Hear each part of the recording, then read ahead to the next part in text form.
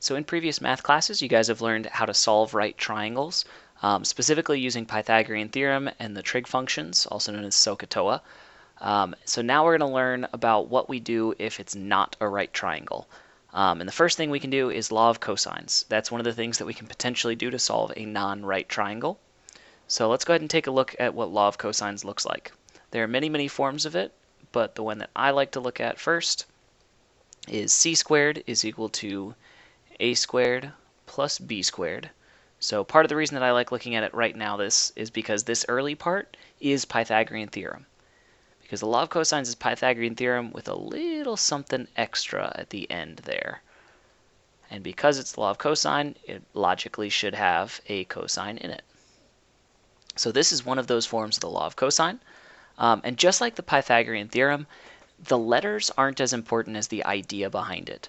So in the last unit, we actually used Pythagorean theorem, except we used it as x squared plus y squared equals h squared, or r squared. And that's really showing that what's important is the idea behind that Pythagorean theorem. And it's the same way with this law of cosines. Don't get too hung up on these letters. What really matters is that you start with some side length. So it doesn't matter which side length you start with, as long as you've got one of those side lengths. And then up next, you're going to square and sum the other sides. So whatever those two other sides of the triangle are, minus 2 times, and then there are those side lengths again. And last but not least, you multiply that by the cosine of c. So this is the angle, so this is actually the opposite angle of this side length over here. So you've kind of got a sandwich of the side length and its opposite pair with all the other sides on the inside. So using that same idea, we can actually write out the other two forms that you'll commonly see for the law of cosines. So if you start with side length b, then it's the other two side lengths squared and added together, minus 2 times those side lengths again, times the cosine of the angle that's opposite the starter. Last but not least, if you start with a squared, it's the other side lengths squared and added together, minus 2 times those side lengths again, times the cosine of the opposite angle, which is capital A. So without further ado, let's go ahead and jump right into a question here. As we start, we're going to find the sides and angles of the triangles using the given information. So they've already given us 3 things on this triangle. It looks like they've given us the angle A, they've given us side length B, and side length C. So this is an SAS triangle, meaning we're given 2 sides and the angle in between them. And as we look at our law of cosines, we'll see that the only time that a capital A shows up is when you have a lowercase a on the outside. So let's go ahead and write that law of cosines where we start with a squared. The other 2 side lengths squared and added together, minus 2 times those side lengths again, times the cosine of the angle. And at this point, it really is just substitute in what we're known, and we can solve for our unknown. But just for the sake of it, let's go ahead and follow on through. So B is 10, C is 7, B is 10, C is 7, cosine of 65. There are many people that can go ahead and just plug all this straight into their calculator.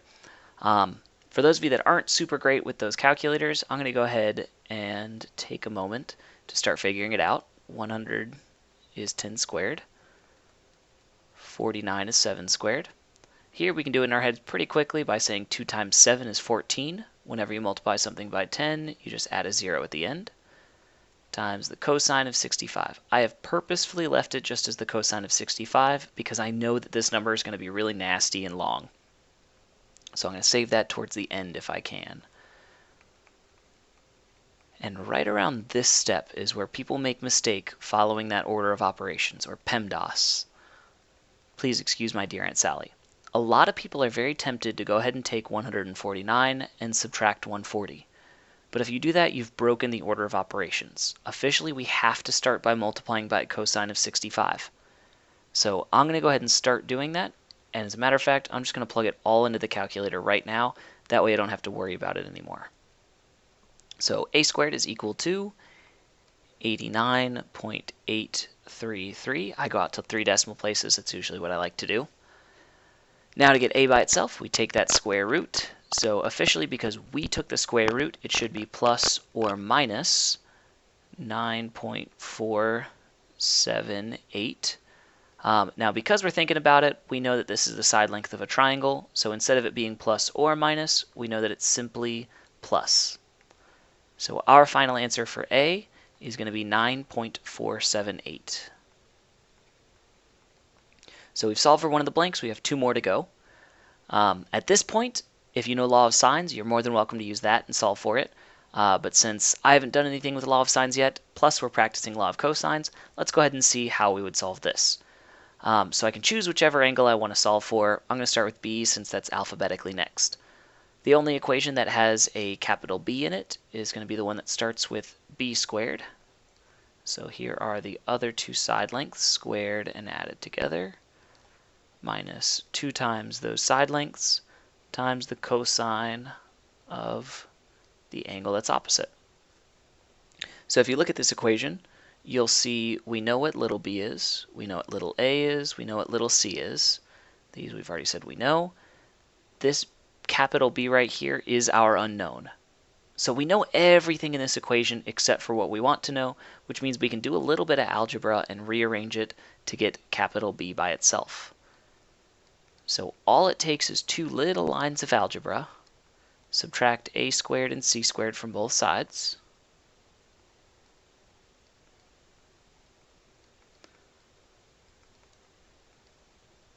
And again, there are some people that can do this in their heads, but I like to make sure I write everything out, otherwise I'm liable to make a mistake. Now I need to get the cosine of b by itself, so I'm going to go ahead and divide both sides by negative 2ac.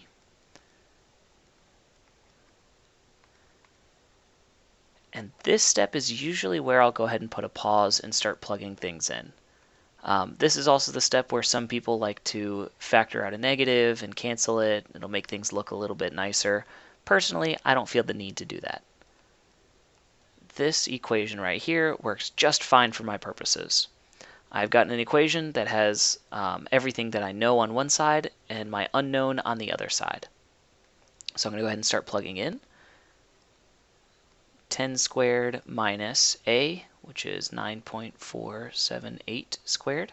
And at this point I should mention that even though I say and write 9.478, in order to keep my answer as accurate as possible, I'm going to go ahead and make sure that I'm going to use every decimal place from my calculator. The more you use a rounded number, the more rounded your answer becomes, so I try and make sure that I'm as accurate as possible at all times. Times c, which is 7. So speaking of accuracy, there's a lot of people that will end up plugging this into the calculator incorrectly. So I like to break it into another step here.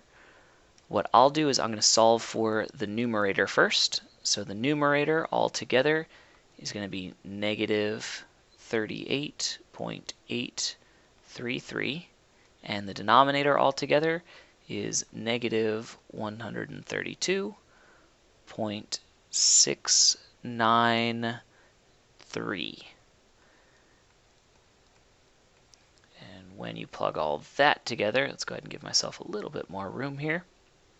I find out that it is equal to a very, very small number, 0.29, we'll go ahead and say 3.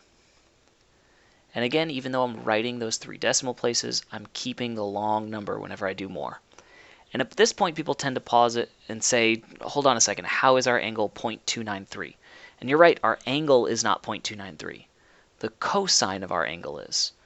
So we're going to use what we learned last unit and take the inverse cosine of both sides. And we're going to find out that our angle is 72.983 degrees. 72.983 degrees. Now at this point, because this is just practice, I would strongly suggest using the law of cosines to figure out what side C or what angle C is.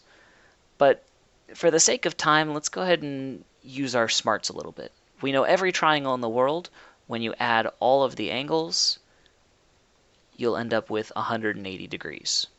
So doing a little bit of algebra again, I find out that C is equal to 180 minus A minus B, which means C is going to be equal to, and I'm just going to go ahead and start plugging all this in. C is actually just going to be equal to 42.017 degrees. So I plugged that in behind the scenes, but I have full confidence that you can figure out what A and B are just by looking up here. Now there is one real quick thing that I want to do before I go on to the next practice problem. I want to make sure my answer makes sense. So thinking about your trig ratios, you know that the largest angle should have the largest opposite side. So here I see that 72.983 is the largest angle, which means this should be the largest side, which it is. Going to the middle angle, 65 degrees is the middle angle. It has the middle side that's opposite of it. And side length C has the smallest angle and is opposite of the smallest side. So awesome. I can't guarantee that my answer is correct, but I can make sure that it makes sense. So let's go ahead and move on to another practice problem that's going to look a little bit different. Every now and again, they may give you just words. So in this case, what we can do is we can put our visual to it. So let's go ahead and just draw any old triangle. Doesn't have to be accurate. As a matter of fact, I'm going to go ahead and write myself a little note and say not to scale. Just like the previous one was not to scale, this one's not to scale as well. And just to kind of, again, throw out that idea that the labeling is arbitrary, I'm going to go ahead and label this triangle DEF. So DEF, which according to common standard labeling, the side length that's opposite D is little d, side length that's opposite F is little f, and the side length that's opposite E is little e. I'm also going to give myself a little bit of a chart here to help me organize my thoughts. D, E, and F, then lowercase d, E, and F. So because we labeled this triangle those D, E, and F, we can go ahead and choose which one of these numbers are D, E, and F. So here we've got 10, here we've got 12, and here we've got 7. So I'll go ahead and fill in my chart with that. We've got 12, we've got 7, and we've got 10. So it really truly doesn't matter. This is just a triangle. Labeling is arbitrary, meaning it doesn't quite matter. And now at this point we need to solve for an angle. Again, truly doesn't matter which angle we solve for. We can use any of those law of cosine versions to try and figure out what those angles are. So I'm going to start by solving D because it's alphabetically first. I know that sum side length squared is equal to the sum of the squares of the other side lengths minus 2 times those side lengths times the cosine of the angle that's opposite the first. You can go through that algebra again and discover that d squared minus e squared minus f squared, all divided by negative 2ef, will give you cosine of capital D, not B.